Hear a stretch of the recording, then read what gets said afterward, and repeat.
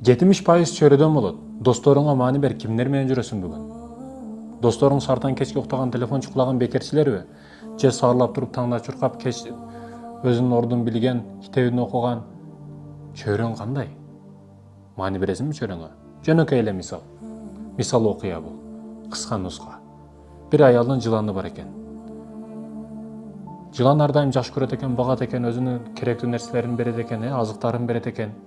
Не жесе ошону таап келет экен. Жыланды өтө жакшы көрөт экен. Ошентип багып жүрүп, күндөрдөн бир күн баягы тамак жешти токтотот экен жылан. Аны берет, муну берет, сүйгөн эттүү тамактарын берет, башкасын берет, жебейт.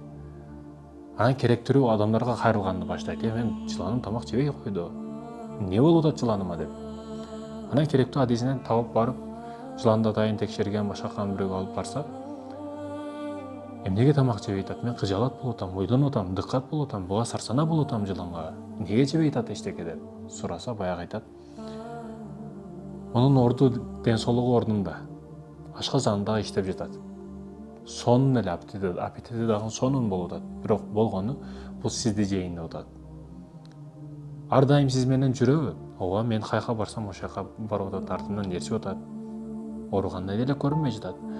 Сиз жаныңызда жатабы? Ооба, ар дайым жанымда жатат. Сизди карап атат, ар дайым көзү менен карап атат.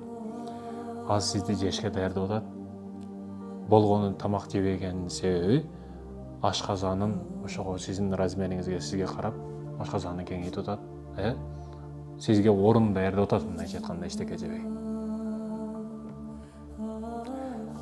Окуя ушул жерде бүтөт, бирок окуядан сабак алыш керек, урматтуу мекендешим. Алдыңдагы жыландар бардыгы сага жакшы көрүнүп, алдыңда жүрүп, бирок ичин билип болбойт. Маани бер чөйрөңө. Чөйрөңдө жылан сыяктуу көрүнгөндөр болбосун.